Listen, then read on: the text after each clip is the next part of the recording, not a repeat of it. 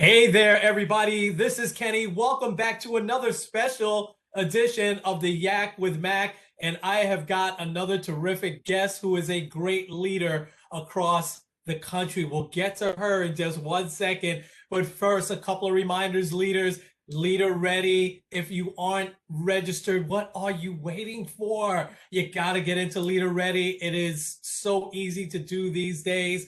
Please, please, please do it. We're going to talk a little bit more about this later, but leaders, what are you doing to develop yourself? 15 minutes a day is what I recommend. You could watch a podcast, listen to a podcast, watch a video, read articles. Precipio is a great resource. You should be doing something that will keep you developed every day because you have to be great influencers these days. All right, let me get right to our very special guest. She is the senior training manager and she supports a big area. She supports the Northeast and the Great Lakes. So it's been a little cold in her areas this past week or so. But folks, please, please, please welcome to the podcast, Robin Plimpton. Hey, Robin, how are you? Thanks so much, Kenny. I am so excited to be here. And it's funny, we live not far from each other, but man, it has been so cold and so snowy in the Northeast. Yeah. Can't wait for spring. Yeah, yeah. And I can't wait where I can get with you one day and we can go out to stores or something like that and I can tag along with you. So, Love it. Listen, I want to get right to it because you have so much to offer. And I've always said this in the short time that I've known you. I felt like you are a leader among leaders, and that is not an easy thing to do. So, would love to hear about your career. You could go further back than T-Mobile, but walk us through your career and what got you to this place that you're at right now. I'd love to. And thank you so much for the kind words. I really appreciate it. I have been with T-Mobile for 11 years. And prior to that, I worked for a variety of retail stores as a district manager, sometimes clothing, sometimes hard lines. But all of those brought me here because one thing I really realized and had the opportunity to do at T-Mobile is training. Developing people, but also teaching sales skills. So I started here as a trainer, supporting multiple markets and ever changing. Then I became a training manager and I actually had your job. I supported the virtual team. From Wow. there, I became an area training manager, no direct reports, but I was a liaison between the field and HQ. And I've worked for HQ and I worked for the field back and forth multiple times. Finally, I became a senior manager of training and apt. Who knew, but that truly is my dream job because I get to work with trainers. And then on top of that, I get to work for the field and with the field. And that is absolutely my favorite thing to do without having the store teams directly work for me. I unfortunately, bad to say, but I don't miss it. Gee, I wonder why. Oh, I'm kidding. COVID time, I think the toughest job right now is a DM really or a store manager. it really is. What a journey. I love it. I love every second, everything of what you said. And so I really want to jump into some things because I think that all of those steps have led you to do a lot of things. And you're not going to give yourself credit, so I will. You've been involved over the years in a lot of innovative things that have changed the culture. And I'm not exaggerating here, that have changed the culture of the way we train people. And so you have a specific gift and talent that you told me that you've developed over the years when we spoke the other day. Talk about some of those things and some of those innovative things that you've done over the years and how those came about. Absolutely, Kenny. It's interesting when someone else says to you, wow, you're from a change and innovation point of view, like you really are an inspirational leader. And I was like, change and innovation? That's a strength of mine. I had to really stop and think about that. And then it was like that aha moment where I was like, wait a second, that's what I truly do every day. My job in partnership with my trainers and doing things like looking at reporting as an example, identifying gaps that potentially we fill. Now, on a day-to-day basis, a primary job for my team is new hires and ensuring their success. But specifically for the Northeast, and I didn't realize equally as important for Great Lakes, COVID was such an issue and it continues to be, but really heavily in December and January. So we did things like move our new hires to work from home. Interesting, you run the virtual team, and usually you have 2 trainers running that class. When people work from home, it takes 5 trainers a day to Wow. support that class Yeah. because of technology issues. But Yeah. so that was a learning curve. But that to me was a gap that we had to close. And then there as well, every day, whether we're visiting our classrooms, whether we're doing store visit, it is truly looking for what is a gap that my team could help close through training, coaching, observations, and partnerships. Hmm. That's awesome. That identifying gaps has led to also a couple, it led to some great things that you just described.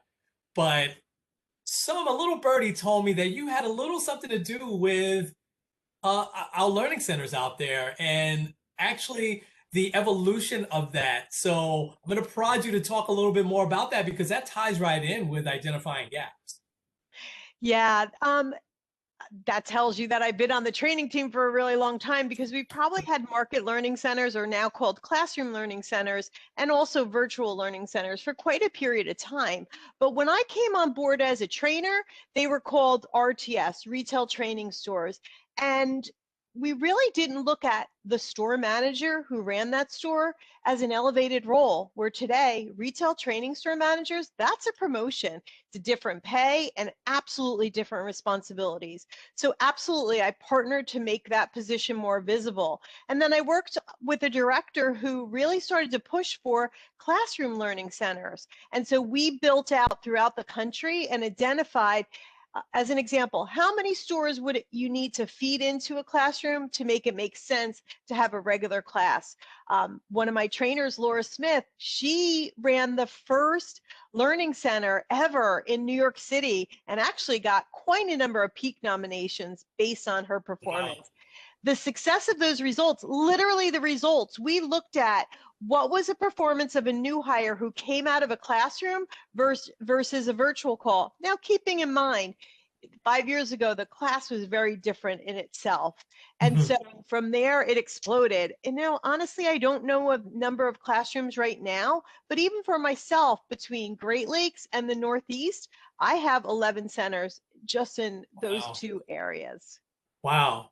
And that's made such a difference. This all ties so much into leadership and has really shaped the leader that you've become over the years to be able to, have these ideas, identify these gaps, and then put them into action, which is sometimes the harder part, right? We can all get ideas every day, but you've taken them and you put them into action where they make practical sense and making a difference for all of our new hires out there and the learning experience. We talk about Leader Ready, having the CLCs also, it's such a great learning experience, for them. Hey, so talk a little bit about, I know you've talked about this a lot lately when it comes to career pathing. And I know that there are some specific things that you're doing with your team, but you've also been working on career pathing and some mentoring stuff. And so again, thinking Absolutely. way ahead of the game, talk a little bit about how those have come about and specifics on what you've been doing. I'd love to. So we've had a program called the Trainer Mentor Program in the old Northeast for a number of years, 4 or 5 years. And that came about from the employee Ready to Rocket surveys saying that there wasn't enough development, or how do I get a career outside of the, RSM to territory manager to, or MDM to district manager. And so from there, we created a program that, what I learned, not only did I help develop others in the field, but also worked well to develop my own team. And basically that is an application process to be part of the trainer mentor program. It's a 3 to 6 month opportunity. Based on your interests. There's no guarantee that you'll ever be a trainer. There's no guarantee that you'll ever want to be a trainer. But what we learned is, what you learn in that mentorship program, those skills, whether it's presentation skills, presenting yourself to a larger group, whether it's understanding how to meet the expectations of your customer, those skills will help you in so many other jobs. And then I said, it also greatly helped my team develop as well, because now you are responsible for coaching someone else and giving them balanced, honest feedback. And that's really become a mantra for my team. I feel like your growth happens not only because someone's telling you, wow, you did great, wow, you did great, but someone's there, a peer, myself, who is willing to say, hey, let's talk about how this turned out. What are some things you could have done differently? What did you learn from it? I'm a big believer, we don't grow, and I'm not saying anything new here, we don't grow because every day we're successful. We Mm, grow because we realize, wow, I didn't know how to handle that. I learned from it. I stumbled. Those are the key moments. wow.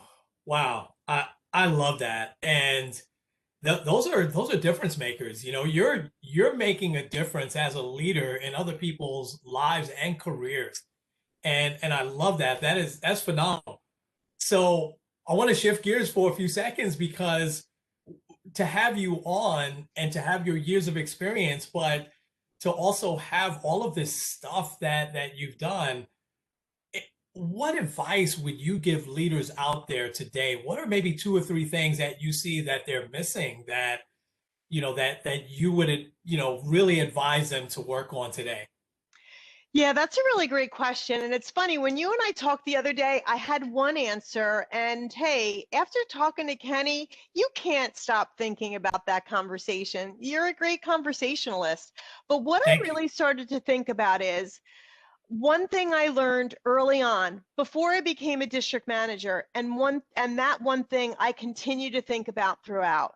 And that is, I felt I was ready to be a DM, and I was passed up for a promotion. And actually, the person who got promoted was somebody who was my assistant manager, then became a peer store manager over a period of time. And I was like, oh my God, how could she be a DM before me? And so I went to that peer, and I also went to my DM and my director and said, I need some feedback. Why didn't I get that position? And all three of them separately said, wow, I'm so glad you're asking for feedback, because I will tell you specifically what you need to work on. And I took that very serious. It was the first time, honestly, that I felt like it was very actionable, direct feedback. 90 days later, I was a district manager. And that Wow. to me has been the mantra for my life. I regularly, frequently, my leaders will say to me, wow, you always ask for feedback and you always apply it. But I do things a certain way. Don't ask for feedback in the moment. Let your leader know that you're going to ask for feedback so they have time to think about it. Also, and a perfect example of that is frequently, because I'm in training, somebody will say after they present on a call, can you give me feedback on that call? And I'm like, oh my God, I was multitasking. I was, getting ready for my section. I wasn't thinking I'm providing you feedback. So that's super important. You want feedback? Then on my touch base, I'll let my manager know in advance. I'd like feedback on this project. I'd like feedback on X. So they come well prepared. And then I own taking what they said. If I don't understand it, I ask clarifying questions. But more importantly, I apply what they told me and then go back and ask for more feedback. Sometimes it's hard, but without fail, that feedback has helped me see a different perspective. I might not think they're right, but I still need to think, why do they see it that way? And what do I need to learn from that? That's helped me tremendously get projects that maybe aren't so much training. Like this year, 2020, I got to supervise virtual retail programs, telesale pilots. My team worked with operations on support rooms, Slack channels, things that if you told me in 2019 I would be doing, I'd never believe it. But again, that came from the trust of my leader. Wow. Leaders watching, you heard some very, very specific advice there. So not asking for feedback right away, give it some time, right? And let folks know that, hey, I am going to be asking for feedback so you can pay closer attention. And then what I really heard, Robin, that stood out for me is that you've taken feedback and you're doing something with it. And you specifically said, whether I agree with it or not, there's another perspective there that I need to take into consideration. I love that. And we miss that as leaders at times, and especially when we get in positions and we start to have some success, we start to feel like, hey, I got this and I can be on this island by myself and do it. But we know that that's not true. That's just not how it works out Absolutely.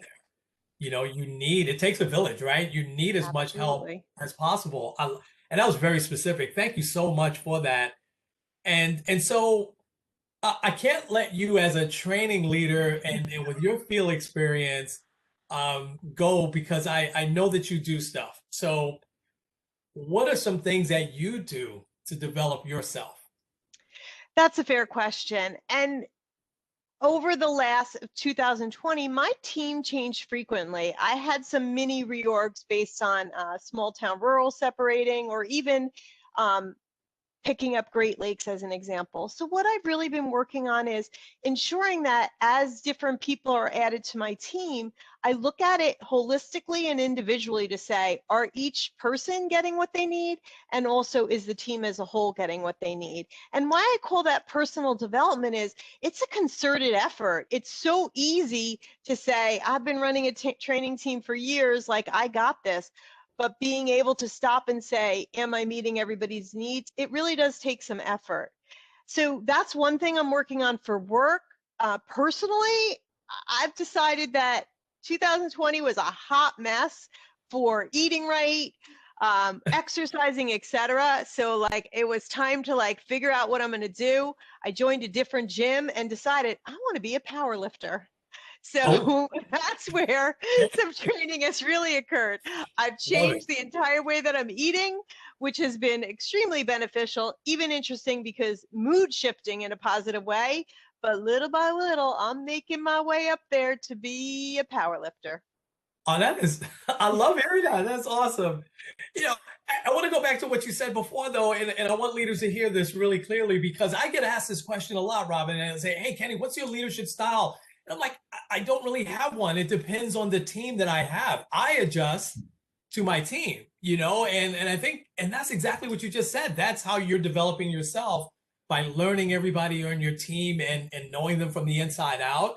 And then now, okay, we know we have certain expectations and standards that we have to hit. We get that. But I love that you said that that is what's helped develop you. And Absolutely. Hey, we, Kenny, I have a yeah, reputation of being really direct. I am. I absolutely know what I want and I have high expectations. But then I also have to go, does everybody feel the same way? Does everybody love me the first day they work for me? Probably not. So believe me, whether they love me the first day or not, they all need to know that I think about them all the time and I want it to be the best awesome. experience possible on this team. And I It's I am awesome. so with Yeah, you. I I believe love every that. second that you adjust for your team. It's absolutely your Yeah, personality. I love that. That's so awesome. But that's also a leadership gift, in my opinion, Robin, of being direct. I think that a lot of leaders don't think that people appreciate that. I think that I think that people in general really want to know how they're doing and they want to know how they're doing directly.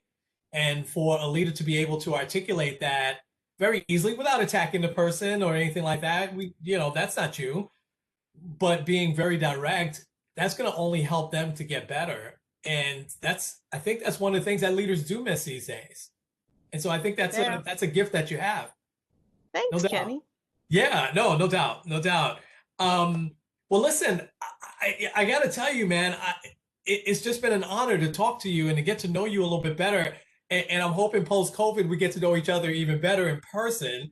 I was speaking to Simeon Booker last week, and we also all are right here in the New York, New Exactly. Jersey market, and we've never met. So we got to change that. But you have really given us some great nuggets to pass on to our leaders out there.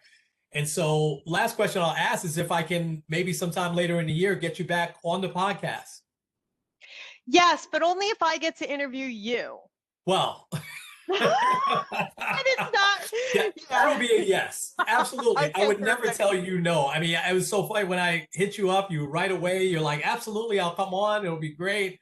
And this has been a lot of fun, but the stuff you have passed on has just been outstanding. I just want to continue to encourage you, to continue to identify those gaps. You probably have some ideas right now of how to continue to move the company forward that's impactful, not just for the Northeast and Great Lakes, but for the whole country.